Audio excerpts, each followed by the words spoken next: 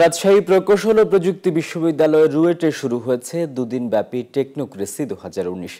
দেশের 50টি শিক্ষা প্রতিষ্ঠানের 2 শতাধিক দল অংশ নিয়েছে এই টেকনোক্রেসিতে। শিক্ষার্থীদের নতুন নতুন উদ্ভাবনে উৎসাহিত করতে এমন আয়োজন।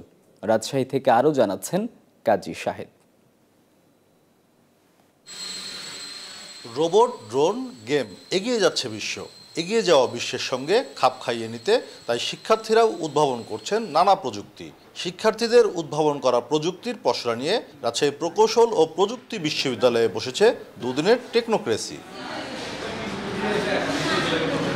প্রযুক্তিবিদদের উৎসাহিত করতেই বিজ্ঞান ও প্রযুক্তিভিত্তিক ব্যতিক্রমী এ আনন্দ মেলার আয়োজন, বলছেন আয়োজকরা। এতে শিক্ষার্থীরাও উপকৃত হবেন। বিভিন্ন অর্গানাইজেশন থেকে লোক আসছে, সরকারি বেসরকারি, এবং তারা এটা দেখে হচ্ছে যে এই জিনিসটাকে যদি ফাইন্যান্স করে নতুন টেকনোলজি আবিষ্কার হবে, দেশের উপকার হবে, এবং হচ্ছে যে স্টুডেন্টরা কাজ করছে এটার উপরে তারাও হচ্ছে যে উপকৃত হবে।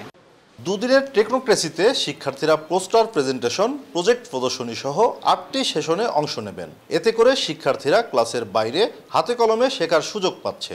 এমন আয়োজনে নিজেরা উপকৃত হবেন বলছেন শিক্ষার্থীরা।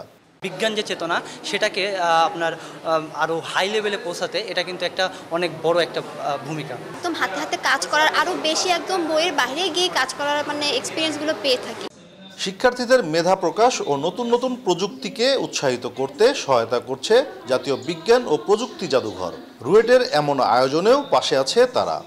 এই আয়োজনকে আরও বেশি সমৃদ্ধ করতে এবং আরও বেশি মানুষের সামনে তুলে ধরবার জন্য, তাদেরকে কারিগরি এবং অর্থনৈতিকভাবে সহায়তা করবার জন্য এই বিষয়গুলো যেন আমরা হেল্প করতে পারি, এই ইস্যুগুলো নিয়ে আমরা তাদের সঙ্গে একসঙ্গে কাজ করার জন্য আমরা এখানে যুক্ত হয়েছি।